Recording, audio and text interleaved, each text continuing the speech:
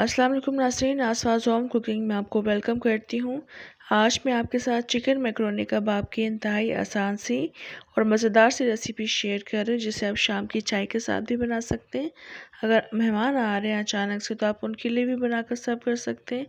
Even कि आगे रमज़ान आ रहे हैं तो रमज़ानों में आप इसको बनाएँ और इंजॉय कर सकते हैं। तो चलिए इस मज़ेदार सी और आसान सी चिकन मैकरोनी कबाब की रेसिपी को हम बनाना शुरू करते हैं।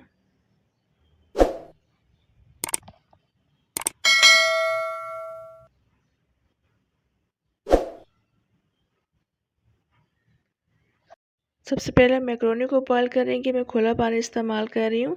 उसको मैंने गर्म करने के लिए रख दिया है। इस पानी में मैंने हाफ़ टी स्पून नमक शामिल कर दिया है और साथ ही साथ इसमें 2 टेबल स्पून के बराबर ऑयल शामिल कर देंगे, ताकि मैक्रोनी आपस में चिपके नहीं। पानी में बॉयल आना शुरू हो चुका है तो इसमें हम मैक्रोनी शामिल कर देंगे हाफ़ कप के बराबर। क्योंकि मैं कम कबाब बना रही हूँ इसलिए मैंने हाफ़ कप के बराबर मैक्रोनी ऐड की है। अगर आप ज़्यादा कबाब बनाएंगे तो ज़्यादा मैक्रोनी ऐड कर लीजिएगा। अब ये मैक्रोनी को पकते हुए 3 से 4 मिनट गुजरे हैं तो इसमें मैं साथ ही साथ मटर भी शामिल कर दूँगी, इनको भी बॉयल कर लूँगी। मटर मैंने शामिल किए इसमें हाफ़ कप के बराबर, इनको भी मैक्रोनी के साथ बॉयल कर लूँगी। मैक्रोनी तकरीबन 10 मिनट में बॉयल हो गई थी तो साथ ही साथ मटर भी काफ़ी अच्छे इसमें गल गए थे। अभी मैक्रोनी को पकते हुए तकरीबन 10 मिनट गुजर चुकी हैं और मैक्रोनी और मटर दोनों अच्छी तरह से बॉयल हो गए हैं। तो अब इन दोनों को मैं यहाँ से निकाल लूँगी।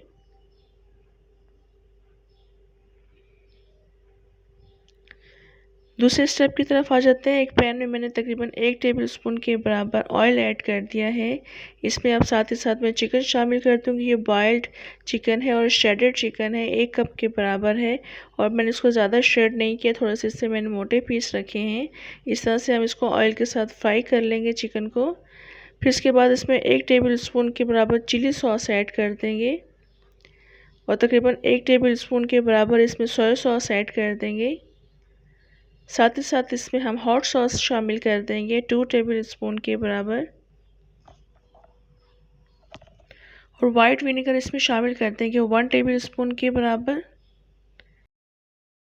और इन तमाम चीज़ों को डालकर हम चिकन के साथ अच्छी तरह से मिक्स कर लेंगे। इनका पानी हम ड्राई कर लेंगे ताकि सारे मसाले चिकन में अच्छी तरह से एब्जॉर्ब हो जाएं। और अभी आप देख सकते हैं इनका पानी ड्राई हो चुका है और ये काफ़ी अच्छी चिकन इसमें कुक हो चुकी है। इसके बाद इसमें एक छोटे साइज़ की प्याज को चॉप करके शामिल कर देंगे। इस प्याज को हमने कुक नहीं करना है ज़्यादा, क्योंकि हमने इसको सिर्फ सॉफ्ट करना है हल्का सा, ताकि इसका भी अच्छा सा क्रंची फ्लेवर इस कबाब में आए। इसके बाद हमने इसमें मैक्रोनी और मटर को जो बॉयल करके रख लिए थे वो भी शामिल कर देंगे। ये शामिल करने के बाद इन तमाम चीज़ों को हम अच्छी तरह से मिक्स कर लेंगे।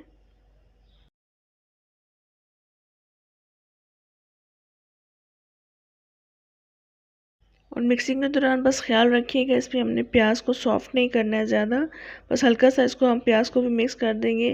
तमाम चीज़ों को मिक्स कर देंगे, उसके बाद बाकी के मसाले इसमें हम शामिल करेंगे। नमक इसमें शामिल करेंगे तकरीबन हाफ़ टी स्पून के बराबर। चाइनीज़ सॉल्ट इसमें शामिल करेंगे हाफ़ टी स्पून, ये ऑप्शनल है, आप ऐड करना चाहते हैं तो ऐड कर सकते हैं। काली मिर्च का पाउडर इसमें शामिल करेंगे हाफ़ टी स्पून और इन तमाम मसालों को डालकर बस मिक्स करेंगे और मिक्स करने के बाद फ्लेम ऑफ कर देंगे और फ्लेम ऑफ करने के बाद इसको कम्प्लीटली ठंडा कर लेंगे।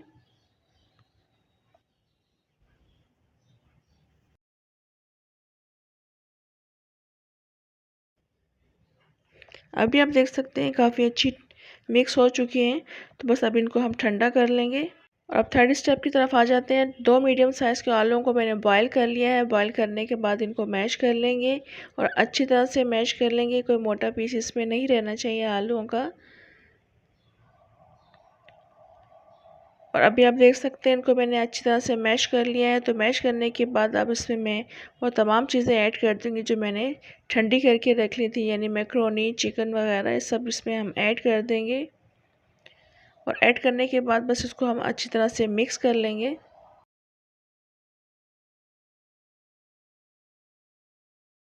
अभी ये काफ़ी अच्छे मिक्स हो चुके हैं तो इसके लिए मैंने कोटिंग रेडी करके रख ली है। ब्रेड क्रम्स पहले से रेडी करके रख लेंगे और 2 अंडे हम इसमें बीट कर लेंगे।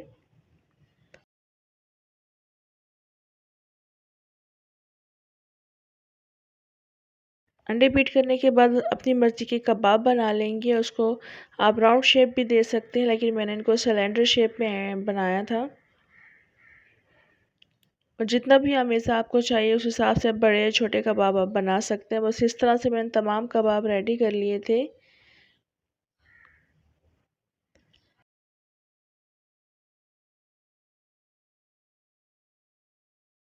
और भी तमाम कबाब रेडी हो चुके हैं। तकरीबन 14 कबाब इसमें से बने थे। और पहले मैं इसको अंडे में कोट करूँगी।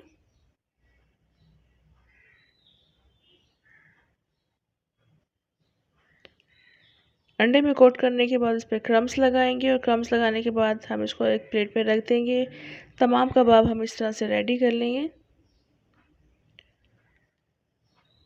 ये देख लें, इस तरह से बस इसको हम अंडे में डिप करने के बाद इसमें क्रम्स लगा लेंगे।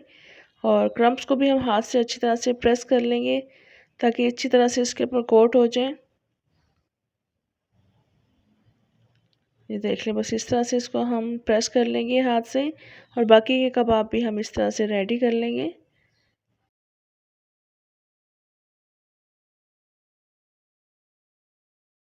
इस वक्त तमाम कबाब मैंने रेडी कर लिए। इसको अब आप फ्राई करेंगे। फ्राई करने के लिए मैंने ऑयल को पहले से गर्म करने के लिए रख दिया था।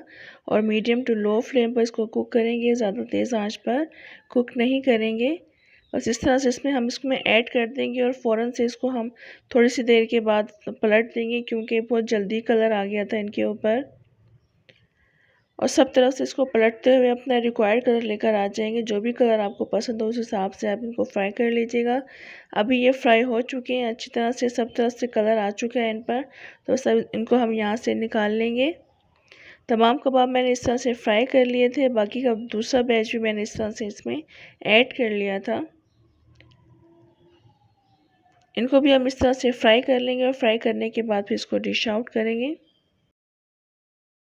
और आप देख सकते हैं माशाल्लाह कितने अच्छे कबाब बनकर फ्राई हुए हैं और टेस्ट में भी बहुत ज़्यादा टेस्टी बने थे।